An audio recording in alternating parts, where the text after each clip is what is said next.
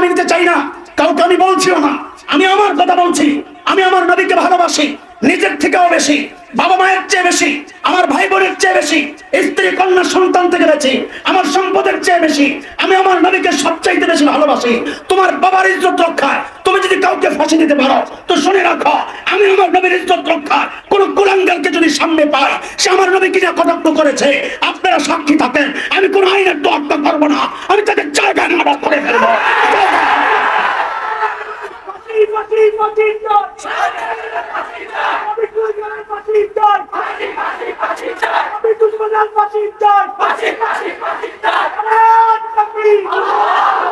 অত্যন্ত আফসোসের সাথে কতটা দয়ার নবী ছিলেন, কতটা মানবিক নবী ছিলেন, এই বিষয়গুলো এতটা আলোচনা হয়। আমার কাছে কেন যেন মনে হয় অনেকেই এই বিষয়গুলো থেকে আমাদেরকে মাঝে মধ্যে একটা কোচা টোচা দেওয়ার সুযোগ পায়। সেটা হলো, যেই নবীর এত দয়া, সেই নবীর ওয়ারিসরা আবার এত গরম কেন? এমন একটা প্রশ্ন আসে না মাঝে মাঝে। এই জন্য আমি আজকে নিয়োগ করছি কিছু গরম নবীর আলোচনা হবে আজকে। এটা চিন্তা করার কোনো কারণ নাই। আমাদের নবী শুধু দয়াই করেছেন, দয়ার জায়গায় অবশ্যই দয়া করেছেন, কিন্তু কিছু জায়গা আছে সেখানে দয়ার সুযোগ নেই। আমরা আমাদের মতো করে বলি সব জায়গায় মিনমিন চলে না, এটা নবীর শানে না। আমাদের কথা বল, সব জায়গায় মিনমিন চলে না। উলামায়ে কেরাম শুধু ওয়ারাসাতুল আম্বিয়া, আচ্ছা ওয়ারাসাতুল আম্বিয়ার কি অর্থ করতে দিন? হ্যাঁ, আচ্ছা জায়গা মতো নাই কেউ, একজনে কে জানে দিতে বলছে। শাবাশ। আল আম্বিয়া ওলামারা আছেন, মাদ্রাসার ছাত্ররা ওরা জানে জমা আম্বিয়া, জমার মধ্যে যখন আলিফ লাম আসে আল, তখন ইস্তেগরাকের ফায়দা দেয়, মানে টোটাল বোঝায়। সাধারণরা বেশি একটা বুঝবেন না আমাদের এই কথাগুলো পরিভাষা। ওয়ারাসাতুল আম্বিয়া মানে হযরত আদম থেকে আখেরি পয়গম্বর মুহাম্মদ রাসূলুল্লাহ সাল্লাল্লাহু আলাইহি ওয়াসাল্লাম পর্যন্ত যত নবী চলে গেছেন, এই উলামায়ে উম্মত সমস্ত নবীদের ওয়ারিস। শুধু আখেরি পয়গম্বরের না, শুধু রহমতের রাসূলের না। এই উম্মতের আলিমরা খলিল ইব্রাহিম আলাইহিস সালামের ওয়ারিস, হযরত নূহ আলাইহিস সালামের ওয়ারিস, হযরত মূসা আলাইহিস সালামের ওয়ারিস, হযরত জাকারিয়া আলাইহিস সালামের ওয়ারিস। এই জন্য যখন আমাদের বিরুদ্ধে প্রশ্ন আসে যে নবী তো বদদুয়া করেন নাই, আপনারা বদদুয়া করেন কেন? তা আমরা বলি, আমরা নবী নূহ আলাইহিস সালামের ওয়ারিস। তিনি বদদুয়া করেছেন, রব্বি লা তাযার আলাল আরদি মিনাল কাফিরিনা দাইয়ারা, আল্লাহ সব কাফের ধ্বংস করে দেন।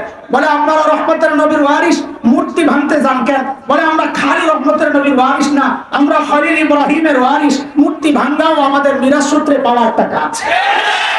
বলে আপনারা মারামারি করতে আসেন কেন আবার রহমতের নবীর ওয়ারিস? বলে আমরা খালি রহমতের নবীর ওয়ারিস না, আমরা নবী মূসা আলাইহিস সালামের ওয়ারিস। মাঝে মাঝে ঘুষি টুসি দেওয়াও আমাদের কাজ। মানে আমার জীবনটা দেওয়ার জন্য আপনারা এত উৎসাহী কেন? রহমতের নবীর ওয়ারিস। বলে আমরা খালি রহমতের নবীর ওয়ারিস না, আমরা জাকারিয়া আলাইহিস সালামের ওয়ারিস। আমরা দ্বীনের জন্য জীবনও দিতে পারি। কথা একটা ভূমিকা সাজাইলাম আর কি, লাইন কোন দিকে এটা দেখানোর জন্য। সূরা আল-লাহব তিলাওয়াত করছি। এই সূরার সাথে পরিচিত না এখানে এমন কেউ আছে, এই বিশ্বাস আমার নাই। সবাই এই সূরা চিনি, এবং অনেকে এটাও জানি এই সূরা নাযিল হয়েছে কার সম্পর্কে। কথা বলে না, আমার সাথে কথা বলা লাগবে। আবু লাহাব আর তার ম্যাডাম সম্পর্কে। আবু লাহাবের নাম হলো আব্দুল উজ্জা, আর ম্যাডামের নাম হলো উম্মে জামিল বিনতে হারব ইবনে উমাইয়া। আসল নাম আব্দুল উজ্জা, আবু লাহাব। আল্লাহ তাআলা এই নামের মধ্যে শিরিক আছে, শিরিকের গন্ধ আছে। এই জন্য আল্লাহ তাআলা এই নামটা না বলে তার চেহারার সাথে মিল রেখে এবং তার পরিণামের সাথে মিল রেখে। চেহারা লাল, আগুনে টকটকে, আবু লাহাব মানে লাল্লু আর কি। লাল্লু কি? লাল্লু আছে না, অনেক সুন্দর হয়ে পারে লাল্লু। আবু লাহাব হলো লাল্লু। এটা আবার পরিণাম যেহেতু ওই লেলিহান শিখায় জ্বলতে হবে আগুনে, এই জন্য আল্লাহ তাআলা নামও আগের থেকে ভিট করে রাখছেন। নবী আলাইহিস সালাম শুরুতে যখন ইসলাম প্রচার করা শুরু করলেন, গোপনে গোপনে আপনজন, বন্ধু বান্ধব, একান্তজন তাদের কাছে, হযরত খাদিজা, হযরত আলী, হযরত যায়েদ, হযরত আবু বকর, তার পরিবার, এনারাই শুরুতে মুসলমান। আয়াত নাযিল হইল প্রকাশ্য দাওয়াতের, وأنذر عشيرتك الأقربين। দাওয়াত চলবে প্রকাশ্যে, আপনজনকে দাওয়াত দেন। নবী আলাইহিস সালাম চলে গেলেন সাফা পাহাড়ে। কোন কোন মুফাসসির বলেছেন জাবাল আবি কুবাইস। সাফা পাহাড়ে উঠে ডাকা শুরু করলেন, ইয়া সাবাহা। কোন কোন বর্ণনায় আছে বিভিন্ন গোত্রের নাম ধরেও ডাকা শুরু করেছেন। এইভাবে ডাকা তৎকালীন আরবের রেওয়াজ ছিল। বিপদ আশঙ্কা করলে, কেউ টের পাইলে সে তার কওমকে সতর্ক করার জন্য এইভাবে ডাকে। সবাই ভেবেছে নিশ্চয়ই মুহাম্মদ সাল্লাল্লাহু আলাইহি ওয়াসাল্লাম কোন বিপদ আঁচ করতে পেরেছে, তাই আমাদেরকে এইভাবে ডাকছে। সব জমা হয়ে গেছে। কেন ডাকছো? তো নবী আলাইহিস সালাম জিজ্ঞেস করছেন, আচ্ছা আমি যদি বলি এই পাহাড়ের পেছনে শত্রু চলে আসছে, রাতে সকালে যে কোনো মুহূর্তে হামলা হতে পারে, বিশ্বাস করবেন আমার কথা? এক বাক্যে সবাই স্বীকার করেছে, জিন্দেগিতে যে একটা মিথ্যা বলে নাই, তার কথা অবিশ্বাস আমরা কেটে। নবী আলাইহিস সালাম সাথে সাথে দাওয়াত দিয়ে দিলেন, ও আমার কওম, কুলু লা ইলাহা ইল্লাল্লাহ তুফলিহু। আপনারা কালিমা পড়েন, নাজাত পেয়ে যাবেন, নাইলে কিন্তু খুব শিগগির আমি দেখছি জাহান্নামের শাস্তি আপনাদের জন্য অপেক্ষা করছে। তাই যখন দাওয়াত দিছে এতক্ষণ তো ভালোই ছিল, এখন তো দেখে এই হুজুর তো ভালো নাই, হুজুর তো জঙ্গি। কিন্তু হুজুর জঙ্গি টের পায়াও সমাজের ভদ্র কিছু মানুষ আছে যারা মুখের উপর কিছু বলতে পারে না, ভিতরে ভিতরে পোষে। যেই মানুষটা 40 বছর সর্বশ্রেষ্ঠ আখলাক ওয়ালা পরিচয় দিয়েছে, হঠাৎ নিজের মতের বিরুদ্ধে, পথের বিরুদ্ধে, ধর্মের বিরুদ্ধে, বিশ্বাসের বিরুদ্ধে হঠাৎ একটা উক্তি সে করেছে, মুখের উপর যে কিছু বলবে, তারা এইটুকু ভদ্রতা তাদের ছিল, তারা বলছে না, একজন আরেকজনের চেহারার দিকে তাকাচ্ছে, বলে কিছু। কিন্তু সব সমাজেই, ভদ্র সমাজের মধ্যে কিছু পান্ডা থাকে, তাদের সামনাসামনি ভদ্রতাটুকুও থাকে না।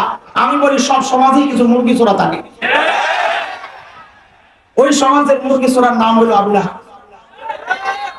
আর দেরি করে নেই, সাথে সাথে একটা পাথর হাতে নিস, হাতে নিয়ে বলছে, তাব্বাল্লাক আলিহাযা জামাআতানা। ও মুহাম্মদ, তুই ধ্বংস হ, এই জন্য আমাদেরকে একত্রিত করেছিস। দোস্ত, কিছু বিষয় আছে যেটা আমরা শুরুতে আলোচনা করেছি ভূমিকা হিসাবে। মক্কায় শিরিক হয়েছে বছরকে বছর,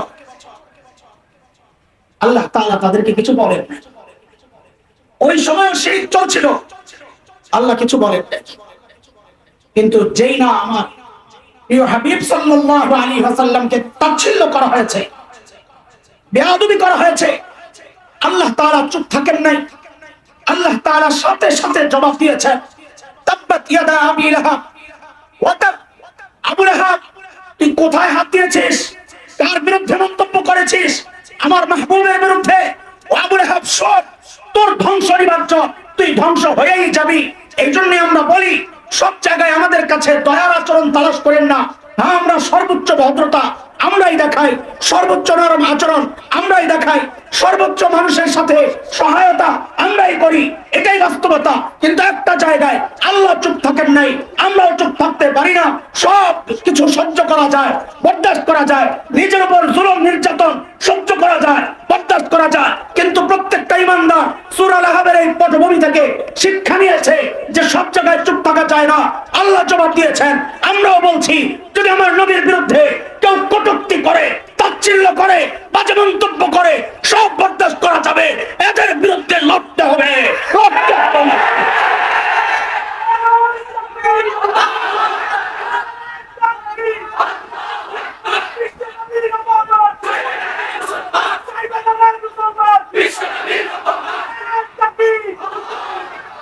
মুহতারাম হাজরিন, নতুন এক ইতিহাস তৈরি হচ্ছে।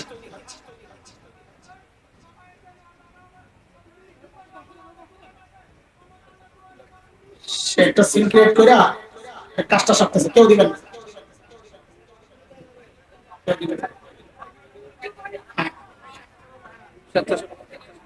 ঠিক আছে ঠিক আছে ঠিক আছে, ভাই তুমি বাইরে যাও, বাইরে যাও, তোমার সাহায্য লাগে, তোমার সাহায্য লাগে, বাইরে যাও তালাশ করো। পাটটা ভালোই দিতেছে। রে নরম গরমের আলোচনা চলতেছে রে, তুই তাড়াতাড়ি বাইরে। মায়া করে মায়া করে মায়া মায়া করে মায়া করে, ঠিক আর ওই পোটলাটা রেখে দেন তাহলে যাবো।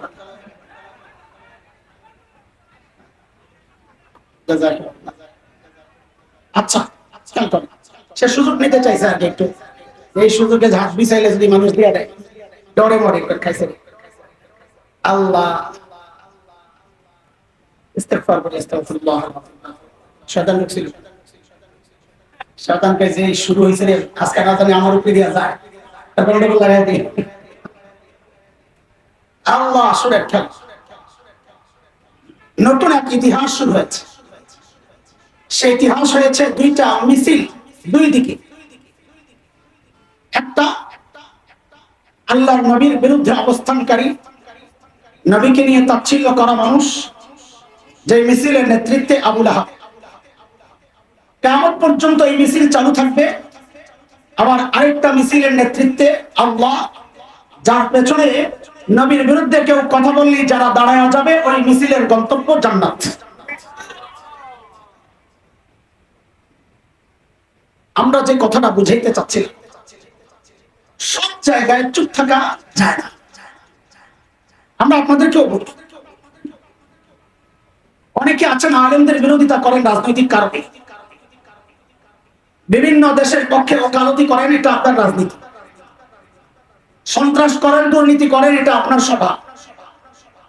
কিন্তু মনে রেখে সব কিছু করেও পার পাওয়া যাইতে পারে, কিন্তু এই স্পর্শকাতর জায়গা আল্লাহর নবী, এই জায়গায় হাত দিয়ে, এই জায়গা নিয়ে কথা বলে অতীত ইতিহাস কেউ বাঁচে নাই, বর্তমান ইতিহাস কেউ বাঁচে নাই, আগামীর ইতিহাস এটাই হবে, কেউ বাঁচবে না। কথা বলছে রহমতের নবীর ওয়ারিসের সবক দাও আমাদেরকে। শান্তির কথা শুনতে চাও, বলতে চাও, মনে রাখো অনিষ্ট দূর না করে শান্তি প্রতিষ্ঠা করা কোনোদিন যাবে না। আমরা মক্কা বিজয়ের ইতিহাস যদি সামনে আনি, তো রহমতের নবীর আরেকটা জীবনের আরেকটা পাঠ আমরা দেখতে পাই। মক্কা বিজয় নবী আলাইহিস সালাম যখন মক্কায় ঢুকেন, দুনিয়ার বিজয়ী বীরদের মতো ছিলেন না। দুনিয়ার বিজয়ী বীররা বিজয়ের পর পরাজিত গোষ্ঠীর বাড়িঘর জ্বালায়া দেয়, তাদের সম্পদ লুট করে, তাদেরকে পাইলে হত্যা করে। এই জায়গায় রহমতের নবী তার আদর্শ দেখিয়েছে। ঢুকে আম ক্ষমা ঘোষণা করে বলেছে, আজকে আমার ভাই আমি নবী ইউসুফের মতোই বলছি, লা তাসরিবা আলাইকুমুল ইয়াউম, আজকে কোনো প্রতিশোধ নাই, সবাইকে ক্ষমা করে দিলাম। কিন্তু আপনাদের কাছে আমি একটা জিনিস জানতে চাই, আল্লাহ যদি বলেন তাকে ক্ষমা করা যাবে না, নবীর কি এই শক্তি আর ক্ষমতা আছে যে নবী তাকে মাফ করে দিবেন? বলেন, যদি থাকতো তো আবু তালেবকে জান্নাতে নিয়ে যেত, ঠিক কিনা? আল্লাহ জানায় দিয়েছেন দোস্ত, সবাইকে মাফ করা যাবে না। তো কাদেরকে মাফ করা যাবে না? তা আল্লাহ জানায় দিয়েছেন মালাউনদেরকে মাফ করা যাবে না। কাদেরকে? হ্যাঁ, মালাউন আপনারা যেটা মনে করছেন ওইটা না। আপনারা মালাউন মনে করছেন একটা নির্দিষ্ট ধর্ম সম্প্রদায়, না। কোরআন তাদেরকে মালাউন বলে নাই। কোরআন মালাউন কাদেরকে বলেছে? সূরা আহজাব আল্লাহ বলে, ইন্নাল্লাযীনা ইউযুনা আল্লাহা ওয়া রাসূলাহু লা'নাহুমুল্লাহু ফিদ দুনিয়া ওয়াল আখিরাহ। আল্লাহ আল্লাহর রাসূলকে যারা কষ্ট দেয় এরা মালাউন। এরা যদি হিন্দু হয়, যদি আল্লাহ আল্লাহর রাসূলকে কষ্ট দেয় সে মালাউন। এরা যদি খ্রিস্ট ধর্মের হয়, যদি আল্লাহ আল্লাহর রাসূলকে কষ্ট দেয় সে মালাউন। এরা যদি মুসলমানও হয়, শুধু মুসলমান না, এরা যদি আমার মতো দাড়িওয়ালা টুপিওয়ালাও হয়, এরা যদি এরকম মৌলবীও হয়, আল্লামাও হয়, যদি আল্লাহ আল্লাহর রাসূলকে কষ্ট দেয় ওইটাও মালাউন। আল্লাহ বলেন মালাউনরা ছাড়া যাবে না। তো কি করতে হবে মালিক? তা আল্লাহ জানায়া দিচ্ছেন, মালউনিনা আইনামা তুকিফু উখিযু ওয়া কুতিলু তাকতিলা। যেখানেই পাওয়া যাবে ধইরা ঝুলাইতে হবে। সিদ্ধান্ত কার? আল্লাহ। নবী জানায়া দিয়েছেন, খবর আছে, সবাইরে মাফ করা যাবে। বিখ্যাত আলেম শেখ ইবনে তাইমিয়া রাহমাতুল্লাহি আলাইহি, তার এক বিখ্যাত কিতাব আছে আস-সাইমুল মাসলুল আলা শাতিমির রাসূল। এলিম পিপাসু ভাইদেরকে বলছি মুতালা করে, কিনতে না পারলে ইসলামিক ফাউন্ডেশনে আছে কিতাবটা, আমি ওখানেই পড়ছি, ইসলামিক ফাউন্ডেশন যায়া পড়ে। শেখ ইবনে তাইমিয়া 15 জন মালাউনের নাম ঘোষণা করছেন, যে নবী এই 15 জনের নাম নিছেন। আব্দুল্লাহ ইবনে খাতাল, কুরতুনা, উরাইনা, সাররা, মাকিস ইবনে সুবানা, হুয়াইরিস ইবনে নাকিদ, আব্দুল্লাহ ইবনে জিবারা, আব্দুল্লাহ ইবনে সাদ ইবনে আবি সারাহ, হুবান ইবনে আল-আসওয়াদ, ইকরামা ইবনে আবি জাহল, ওয়াহশি ইবনে হারব, হিন্দা বিনতে উতবা। 15 জনের নাম ঘোষণা কইরা নবী বলছেন, যেখানে পাওয়া যাবে ধইরাই হত্যা করতে হবে। কে বলছেন? যেখানে পাওয়া যাবে এই 15টারে ধইরাই হত্যা করতে হবে। কে বলেছে? রহমতের নবী বলেন। আমি ইচ্ছা করে এই জায়গায় রহমত লাগাইতেছি, ওই যে আপনারা আমাকে খোসা দেন, এই খোসার জবাব বলেন এই বিধান চালু করছেন কে? এই সবাই বলা লাগবে কে? আমি সবগুলোর হিস্টরি করছি, এই 15টা কেন এদের ব্যাপারে রহমতের নবী এত কঠোর হয়ে গেলেন। ইহুদির পায়খানা পরিষ্কার করেছে মানুষ, সেই মানুষ কেন এদের ব্যাপারে এত কঠোর? 15টার হিস্টরি পড়ে দেখি কি জানেন? এই 15টাই হচ্ছে মিডিয়া কর্মী, শিল্পী, সাহিত্যিক, কবি, নর্তকী, গায়িকা। সব যুগেই এই শ্রেণীর মানুষগুলো ইসলামের বিরুদ্ধে দাঁড়ায় কেন আমরা জানি। আজকেও দেখবেন আলেমদের বিরুদ্ধে সবচেয়ে বাজে মন্তব্য যারা করে, দেখবেন এরা ওই শিল্পী গোষ্ঠী, ওই শিল্প সমাজ, ওই মিডিয়া কর্মী, ওই নর্তকী, ওই গায়িকা, ওই নায়িকা, এগুলো এই সবগুলো এখনো আলেমদের বিরুদ্ধে তারাই দাঁড়ায়। সেই যুগে তারাই দাঁড়াইছে। নবী ঘোষণা দিয়েছেন, যেখানে পাওয়া যাবে ধইরাই হত্যা করতে হবে। হায়, এই খবর শুনে তো সব পালাইছে। আর সাহাবায়ে কেরামের ভিতরে এত ক্ষোভ, রাগ ছিল 10,000-এর উপরে। সবাইরে মাফ করে দিছে। রাগ যদি হয় 500 কেজি, এখন এই 500 কেজি তো 15 জনের উপরে, তাহলে এক একজনের ভাগে কয় কেজি করে পড়ছে? বুঝেননি কথাটা? আব্দুল্লাহ ইবনে খাতাল সে দৌড়ে যায় কাবার গিলাফ দিয়ে নিজেরে ভাগছে। আল্লাহ, সমস্যা তো লাগছে, নিচে দিয়ে তো পাও দেখা যায়, মগা তো আসলে মাথায় থাকলে কিছু ইমান আনতো। আর যার মাথায় কিছু আছে সে আল্লাহকে মানে। কথা বল না, আমার কথা না, কোরআনের কথা। ইন্না ফি খালকিস সামাওয়াতি ওয়াল আরদি ওয়া ইখতিলাফিল লাইলি ওয়ান নাহার লাআয়াতিল লিউলিল আলবাব। যার মাথায় মগজ আছে সে কোনোদিন আল্লাহ অস্বীকার করতে পারে না। আব্দুল্লাহ ইবনে খাতাল যায় নিজের যখন পেছাইছে, পাও দেখা যায়। এই গল্প যখন করি আমার ছোটকালের গল্প মনে পড়ছিল একটা। বলবেন তোরা বেশি হাসিস না, আগে থেকে শেষে আমার হাসি হয়ে যাবে, আমার কথা বলতে সমস্যা। নতুন বউ গেছে শ্বশুর বাড়ি, খাইতে বসে শ্বশুরের লগে এক লগে পিরার মধ্যে, পিরা পিরা ছিলেন না? পিরা তো বেডির অভ্যাস নাই পিড়িতে বসে খাওয়া। ওই অবস্থায় বায়ু এসে বসছে আওয়াজ সহ। এটা হাসির পিছনে সবারই তো হয়। দপা কি দপা উল্টা করে উচ্চারণ তোরা নিজেরা করে আনিস। আমরা ছোটকালে পেতাম দপা, আওয়াজ সহ দপা আসছে। এখন নতুন বউ শ্বশুরের সামনে সর্বশেষ মাথা নিচের দিকে দিয়ে একটা বুদ্ধি বের করছে, লগল ডিজিটাল তো প্লেটের মধ্যে আঙ্গুলটা চাপ দিয়ে এরকম করে শ্বশুরকে বুঝায়, শ্বশুর আপনি যে আওয়াজটা শুনছেন, যেটা মনে করছেন এটা না, এটা আমার হাতের ক্রোতের আওয়াজ। শ্বশুর দেখছে আর এই বেটি তো সারা জীবনে শর্মে শর্মে এই কামই করে, শরমটা একবারে ভেঙে দেই, যেটা কিছু না, তার এমন করবো না। শ্বশুর কয়, বৌমা এই আঙ্গুল দিয়া জাতা দিয়া আওয়াজ ডানা এটা ঢাকলা, গন্ধটা কি করবা? আমি কই আব্দুল্লাহ ইবনে খাতাল গাদায় কাবার গিলাফ দিয়া যে নিজেরে ঢাকছে, পাউনা দেখা যায় তোর বডি গেলে ঢাকলি পাউডি কি করবে? এরা মনে করছে কি জানে আব্দুল্লাহ ইবনে খাতাল, যে মুসলমানদের হৃদয়ের একটা ব্যাপার এটা কাবা, কাবার গিলাফ দিয়ে আমার ঢাকলে মনে হয় আমার কিছু করবে না। এখান থেকেই শিখছে আমাদের ধোকাবাজরা। এরা নির্বাচনের আগে দিয়ে আস্তে টুপি টাপি লাগায় হাসান বসরি হয়ে যায়, মনে করছে হুজুররা টুপিকে ভালোবাসে, এটা দিয়ে আমার ঢাকা মনে আমার কিছু করবো না। হযরত আলী দেখছেন পাও দেখা যায় দুইটা, ওই লুকাইবো কেটা, সবাই তো মাফ করে দিয়েছে, লুকাইবো কেটা, নিশ্চয়ই 15টার একটা তলোয়ারটা লইয়া দিছে একটা দোষ।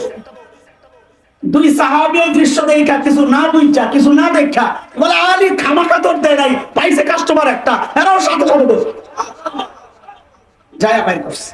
এই রহমতের নবীর সাহাবীদের গল্প শোনাইতেছে, খালি তাম করে রহমতের ওয়াজ শোনা, যায় বাইর করছে।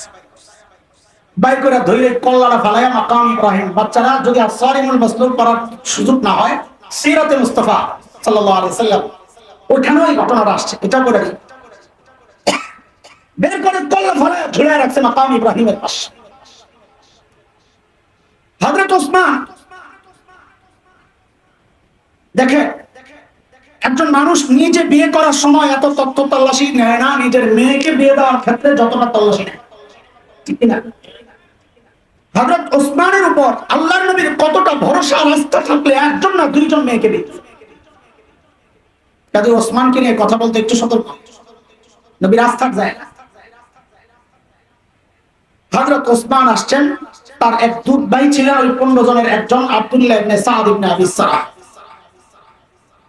ইয়া রাসূলুল্লাহ, আব্দুল্লাহ ইবনে সাদ ইবনে আবি সারাহর জন্য আমি নিরাপত্তা চাই।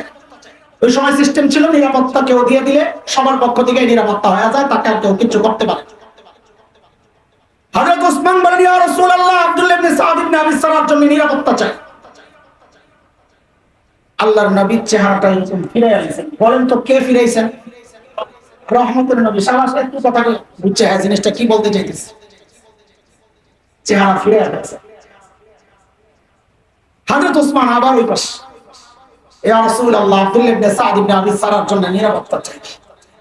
আল্লাহর হাবিব আবার চেহারা ফিরে আসছে, কে ফিরাইছেন? হযরত ওসমান আবার এই পাশে, ইয়া রাসূলুল্লাহ, নিরাপত্তা চাই। এত মায়া ওসমান বারবার বলছে, রহমতের সাগরে ঢেউ তো লেগেই গেছে, আল্লাহর বিধানের কারণে না পারতেছে। ঠিক আছে যাও, নিরাপত্তা দিয়ে দিলাম। বলেই নবী সাহাবীদেরকে বলতেছেন, এই আমি যে কালক্ষেপণ করতেছিলাম এদিক ওদিক তাকায়া এই সুযোগটা নিয়ে কল্লাকে ফালাইয়া দিবি না। কার কথা এটা? কার কথা? খালি ইহুদির পায়খানা পরিষ্কারের খবরই আমরা শিখানো করা শুনে সাহাবায়ে কেরাম তো হতাশ হয়ে গেছে। আহা হুজুর, বল মাস্টার ছুটে গেল, এখন আফসোস। ইয়া রাসূল, একটু চোখ দিয়ে ইশারা দিতে মন চাইছে। আদর্শ, আমার নবীর আদর্শ দেখেন। আল্লাহর নবী বলেন, আমি নবী, নবীর সামনে চোখের ইশারায় কথা বলা, নবীরা যা বলেন তো সরাসরি বলেন। আলেমদেরকে তোমাদের ওই জন্যই পছন্দ না, তোমাদের ওই রাজনীতির মারপেচ আমরা বুঝি না বলে, তোমরা বাহিরে যায় বলো একটা, ভিতরে করো আরেকটা। আমরা যা বলি সরাসরি বলি, কথা কম ঠিক কিনা? এতে কে আমার বিরুদ্ধে গেল, কে পক্ষে আসলো, আমাদের কোনো পরোয়া নাই। আদর্শের বাহিরে যাবা, তোমার বিরুদ্ধে বলতে আমি একটু দ্বিধা করবো না। তুমি আমার বাবা না আমার আত্মীয় লাগো, সেটা বলার সময় আমার নাই। স্পষ্ট কথা। হযরত ইকরামা ওই 15টার একটা, মনে আছে তো? আর এই যে জ্বালান জ্বালাইছে নবী, এমন তো ঘটনা বলতে ইতস্ত লাগে, কারণ পরে এমন মুসলমান হয়েছে, সুবহানাল্লাহ। আল্লাহ, হযরত ইকরামা পালাইছেন ইয়ামানের দিকে, রাস্তায় পড়ছে একটা নদী। এটা আপনারা বাঙালি না, বৃষ্টির মধ্যে অজন্তায় পড়ছেন, এরা তো পানি দেখলেই ডরা, বুঝেন না এই কথা? এখন তো ভয় পেয়ে গেছে, এখন আমার কি হবে? এর মধ্যে দেখে নাজি নৌকা লই আছে, ডাক দিয়া নৌকা আসছে। আল্লাহর কি কুদরত, যেই না নৌকা কিছু দূর গেছে আর এমন ঝড় তুফান শুরু হয়েছে। ঝড় তুফান যখন শুরু হয় তখন আল্লাহ খোদার নাম বেশি বেশি উচ্চারণ হয়। ইকরামাও শুরু করছে, ইয়া লাত ইয়া উজ্জা ইয়া মানাত ইয়া হুবাল, আমারে বাঁচাও ভগবান। মাঝি কয় কি জানে, এখানে এ রাম রাম করলে কাম হবে না, এদের বাঁচানোর কোনো ক্ষমতাই নেই, তুমি যাদেরকে ডাকতেছো। বিপদ থেকে বাঁচানোর মালিক এত আসছে। হ্যাঁ, কেন আপনাদের এলাকার কোন খাজায় বাঁচাইতে না? নাউজুবিল্লাহ কয় কি রে, লগে লগে নাউজুবিল্লাহ। কোন মাজারওয়ালায় বাঁচাইতে পারে না? বাঁচানোর মালিক আল্লাহ। قل لا أملك لنفسي نفعا ولا ضرا إلا ما شاء الله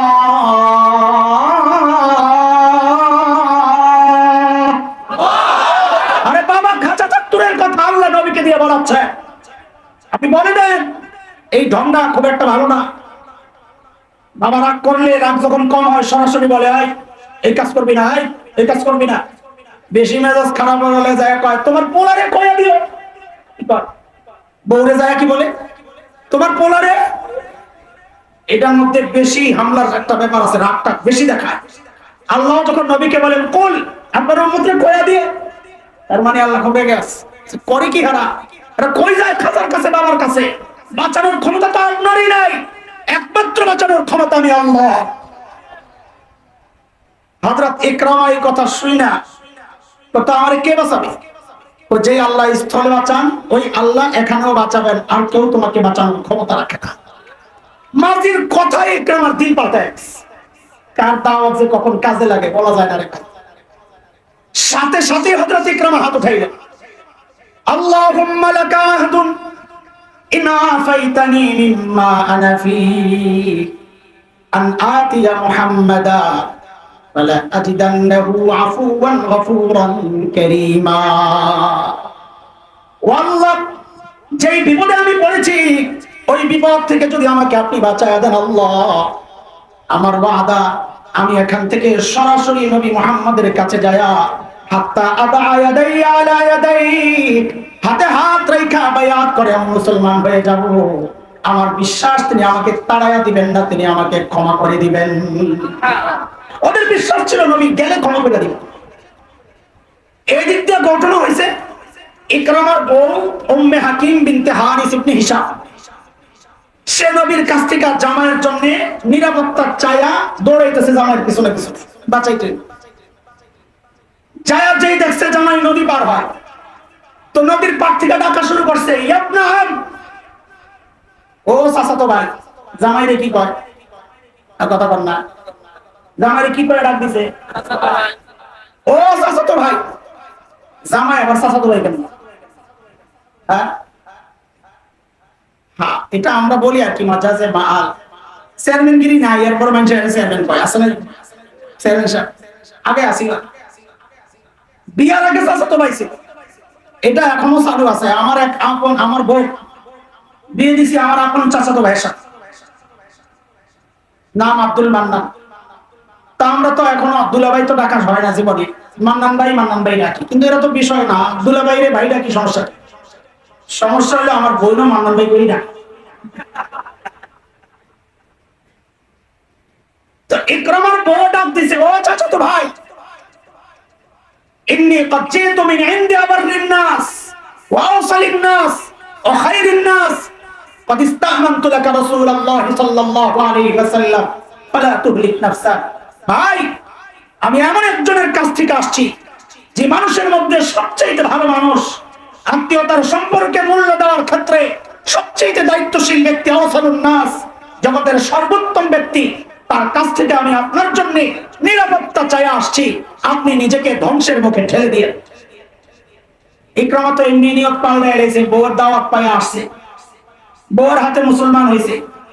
মাঝখানে আরো অনেক ঘটনা আছে, আমি সময়ের কারণেও বলবো না, পোলাপাইনের কারণেও বলবো না। গেরা গেরা পোলাপাইন আছে, এগুলা তোরা দেখা লইস কি কি হয়েছে। ইকরামা মুসলমান হয়ে রওনা দিছে। নবী আলাইহিস সালাম তো জেনে গেছেন ইকরামা মুসলমান হয়ে আসতেছে। কেমনে জানছে? কারণ নবী গায়েব জানতেন। এত আসতে কোনো করে বুঝি নাই।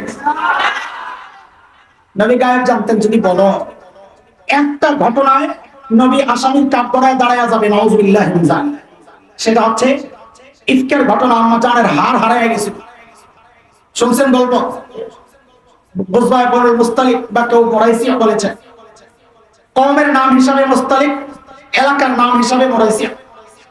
আম্মা জানের হাড় হারায় গেছে, আম্মা জান হাড় তালাশ করতে গেছে।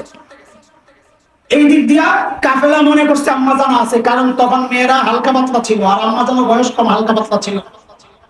যেই হাওদাজ বলে, যেটা ওটের উপর রাখা হতো, ওটার উপর বসছেন কি বসেন নাই, যারা ওট উঠাইছে আটার পায় নাই, চলে গেছে, নবীও চলে গেছে।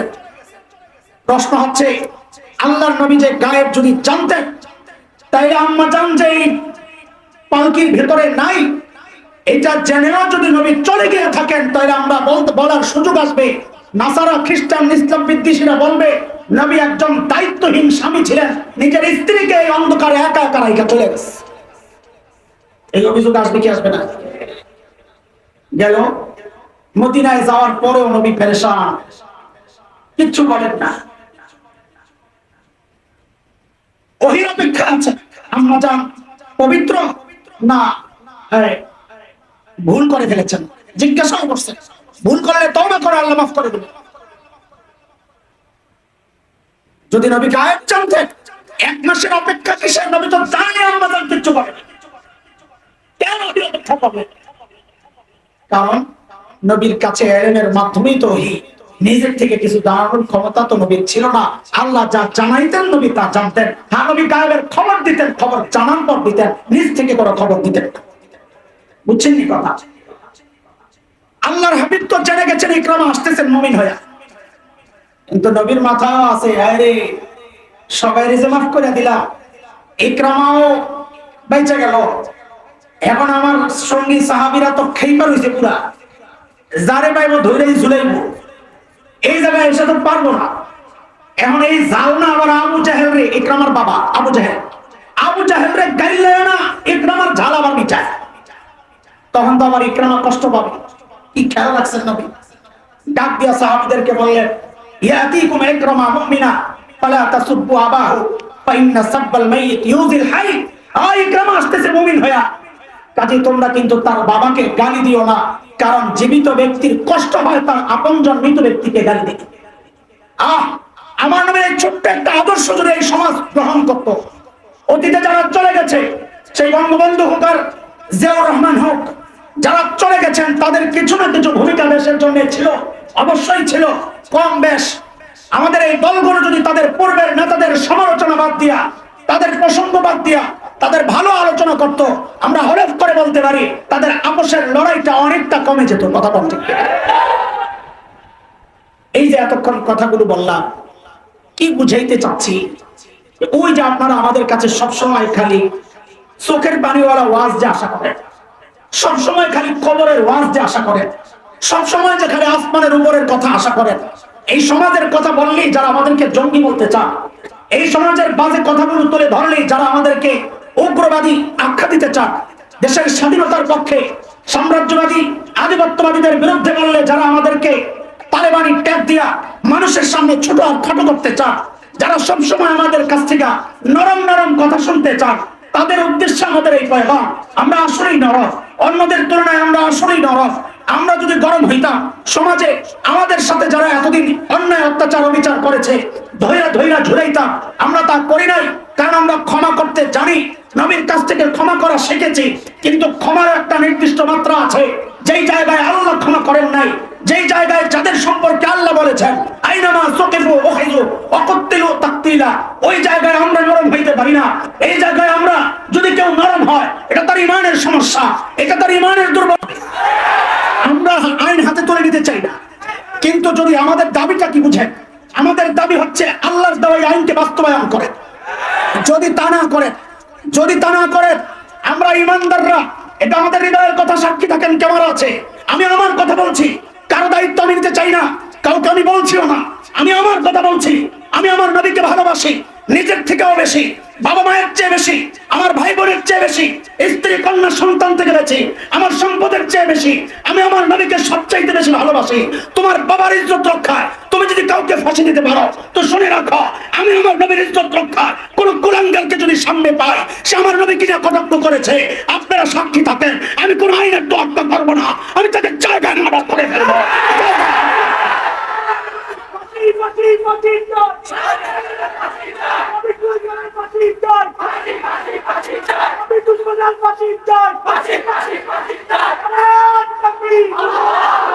অত্যন্ত আফসোসের সাথে একটা কথা বলতে হয়, বাংলাদেশে নানান শ্রেণীর, নানান মতের, নানান পথের মানুষরা কারাগারে আছে। জন্য নানাজন কথা বলে, কিন্তু আমাদের কলিজার দুঃখ সাতমি রাসূলদেরকে হত্যার কারণে যারা ফাঁসির জন্য অপেক্ষা করছে, আমার সেই সব ভাইদেরকে নিয়ে কেউ কথা বলছেন না। তারা জেলখানায় কষ্টে আছে, তাদের উপর নির্মম নিষ্ঠুর নির্যাতন চালানো হচ্ছে। এই ইমানদারেরা, সিরাতুন নবী সম্মেলন করো। যদি ওই সমস্ত মানুষগুলোকে ফাঁসি দেওয়া হয়, মনে রেখো নবীর সামনে দাঁড়ানোর মুখ আমাদের থাকবে না। যে আমার ইজ্জত রক্ষায় আমার দুশমনকে যারা হত্যা করেছে, তোমার সমাজের মানুষ, তোমার নেতা, তোমার নেতৃত্ব তাদেরকে কিভাবে ফাঁসি দিল, তোমরা কি করেছ? এই জন্য আওয়াজ উঠাইতে হবে। সাতমি রাসূলদের হত্যার কারণে আমার যে সমস্ত ভাইদেরকে জেলখানায় বন্দী রাখা হয়েছে, ওই আল্লাহর নবীর আশিকদেরকে মুক্তি দিতে হবে, মুক্তি দিতে হবে, মুক্তি দিতে হবে। নবীর আশিকদের মুক্তি চাই। ওঠাও, স্লোগান ওঠা ওঠা।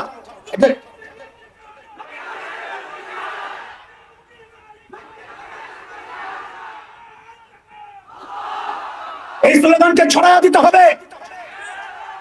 প্রত্যেকের নেতার মুক্তি চায়, আল্লাহর নবীর আশিকের মুক্তি কেউ চায় না। আশিকরা জাগতে হবে। আমরা নবীর আশিকদের মুক্তি চাই। একজন নবীর আশিককে ফাঁসি দেওয়া যাবে না, যাবে না, যাবে না, যাবে না, যাবে না। এই জায়গায় কোনো আপোষ চলবে না। কথা বলেন ঠিক কিনা? তোমার ইমানের ব্যাপার। হিন্দুস্তানে রামগিরিরা নবীকে নিয়ে কথা বলে, তুমি বাংলাদেশে মিছিল করো।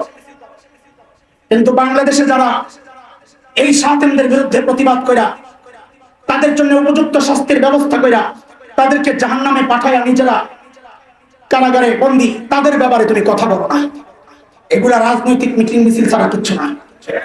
নিজেদেরকে সমাজের সামনে কথা শোনা থেকে বাঁচানোর জন্য আমাদের এই মিছিল।